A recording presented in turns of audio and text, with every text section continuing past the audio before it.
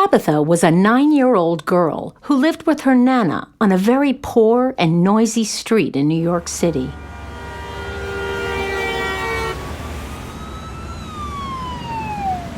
But she loved 3 things in the world so much that she didn't care where she lived: science, music, and Nana most of all. Sweet Nana, who had been taking care of her since she was a baby. Sweet Nana, so little and light and soft as a pillow you loved to hug. "Angel! Angel, come quick! You've got to see this!" Tabitha skipped from her tiny bedroom into the living room, which wasn't much bigger. She couldn't believe that Nana was watching Nova. Since they couldn't afford cable, satellite, or DirecTV, PBS was the only channel Tabitha liked because of the science shows. But Nana never watched it. She sidled up against Nana on her old tattered lounge chair, and they put their arms around each other. "They're going to have something on about those giant tuna fish you were telling me about. Oh, where is that place, and what are they called?" "Bluefin tunas, and they're in the aquarium in Monterey Bay, California." Tabitha loved the way all the little lines around Nana's eyes smiled along with her lips. And she loved when Nana's eyes were round with wonder, like open windows, waiting for Tabitha to show her all the things in the world she had been too poor to see or learn about. The big kahuna is a must-see. He's the biggest bluefin in captivity. He's more than 13 feet long and over 1,500 pounds. And he has the largest pectoral fins that marine biologists have ever seen. What are pectoral fins? Well, they're the fins on each side of the fish. The announcer showed a picture as Tabitha was speaking. This guy is the leader of the school. He showed a picture of the big kahuna vaulting more than 3 feet over a rock, with 3 smaller tunas lined up behind him, arcing down as if they knew they couldn't make it. My Lord, he looks like a jumbo jet, like he could fly beyond the heavens. When our teacher, Miss Rice, showed us a picture of him the other day, I said I wished I could fly on his back into outer space. And some of the kids laughed at me. They keep the top of the tank open because bluefins have to be oxygenated. And they need a lot of room in a round tank like a gigantic tire because they are migratory. What does that mean? Well, they have to keep swimming. They can swim up to 60 miles an hour and swim all over the world and come right back to the place where they started. We owe the aquarium a big debt of gratitude for breeding these fish and saving them from extinction. A guy like the big kahuna could fetch upwards of $100,000 in the sushi and sashimi trade. What is sushi and sashimi? It's raw fish, and lots of people love to eat it and pay a lot of money for it. What in the world? I get my tuna cooked. 2 cans for $1. Oh, those aren't bluefins, Nana. They're small tunas called albacores. And now for you archaeology mavens. Nana clicked off the remote and looked hard at Tabitha. Are you going to tell me about those kids who picked on you? I hate to be a tattletale, but, well, you know I always tell you everything. It was that wannabe thug Reginald and his crew of wannabe gangstas. All day long, when Miss Rice wasn't looking, they came up behind me and flapped their arms like wings. Did it hurt your feelings? Are you kidding, Nana? I've got bigger fish to fry. Fry. That's the spirit, Angel.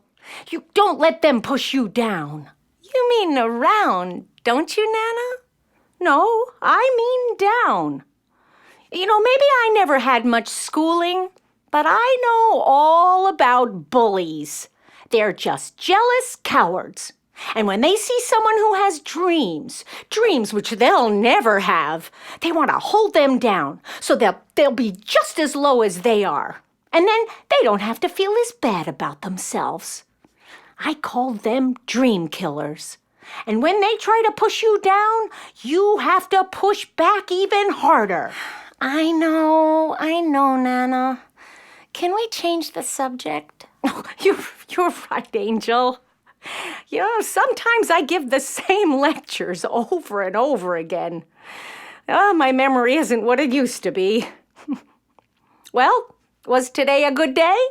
Did you learn anything interesting? Well, we had a pretty interesting history lesson about things in European countries that they don't use anymore. Like what? In Spain, they used to have these pure gold coins called doubloons. Imagine money made of real gold. I wish I had 1,000,000 doubloons to take you out of this god-awful place. Oh, we'd live in a beautiful house by the sea, thousands of miles away from all these dream killers. All you can do here is go to school and come straight home and stay locked up in this little apartment with your old Nana. Because if you played outside, some dream killer might jump out of a dark alley and try to hurt you. And that's no life for a young girl. I feel like you live in a cage. Or a tank, like those gorgeous giant fish who should be roaming free in the ocean. Oh, you've got so much to give the world, Angel. And the world should give you the world in return. Oh, there's plenty of time for that, Nana. One day, I'll be a famous scientist, and we'll have our house by the sea. I bet you could be a famous singer now, if you wanted to be. It was true. Tabitha had an extraordinary singing voice. So extraordinary that sometimes she wished she didn't have it. Like when she'd always be chosen to sing lead in the auditorium shows. Some of her friends had pretty good voices too. It wasn't fair, and sometimes she would even try to refuse. But Mr. Baxter, the music teacher, wouldn't let her. You know what happens to child stars, Nana. They're popular for a while, and then they're yesterday's news.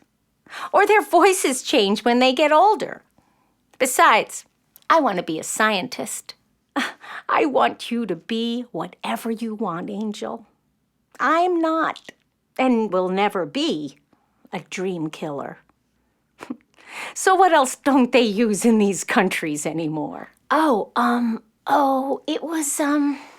It was a word the French used to say. I can't remember it now. I think I should get back to my math homework. Nana clicked the TV back on, and Tabitha went back into her bedroom. Math wasn't her best subject. She sat at her desk and began her struggle with numbers. She knew scientists had to be good at it, and Miss Rice had already begun teaching the math that scientists actually use, algebra and geometry. Tabitha couldn't even get the hang of fractions, decimals, or percentages. She opened her algebra book to the chapter on binomial theory and started chewing her pencil to shreds. She thought of the French word she didn't want to tell Nana. Sacre bleu. It was a kind of swear word the French used to say when they were angry with the world, even with God, as if he wasn't watching over the world anymore. Nana was very religious. She went to church every day, and Tabitha knew the word would upset her. But it seemed to fit Tabitha's mood now as she started to doubt everything and worry. Sacre bleu! This stuff might as well be written in Sanskrit. Who am I kidding? I'll never be a scientist. I'm too stupid. I'm no better than anyone in this neighborhood, and I'll never get us off this miserable block. If only Nana knew that the worst dream killer in this neighborhood is me. Just then, the elevated train a few feet from her window thundered by like a 10-ton dinosaur. It rattled her desk, and her mind went into a whirl of frustration and anger. She snapped her pencil in two and crept to the window. When the train passed, she saw a giant yellow full moon hovering above the trestle. Dusk had turned to night, and the street had turned strangely quiet. She opened the window, and an unusually raw chill for early December flooded her room. But she didn't mind. It meant that the wild kids who played in traffic, taunting cars to hit them as their horns blared, were hanging out in their vestibules, and this meant that she could turn to her trusted friend, her beautiful voice, and sing into the night without attracting attention. It was the only thing that could calm her down when she felt like this. She would start with sounds that couldn't actually be described as singing, not in the usual sense. Her voice could do amazing things that might make some people think she was bewitched. She could hit notes so high that only dogs seemed to be able to hear them, as bystanders would look on mystified as the dogs stood stock still with their ears cocked, and notes so low that the whales, when her school went on a trip to the New York Aquarium in Brooklyn, had the same reaction as the dogs. She could mimic the sound of almost every musical instrument and most animals. And as if her vocal cords weren't versatile enough, she could also whistle like country songbirds. I think I'll howl at the moon like an old hound dog playing blues harmonica.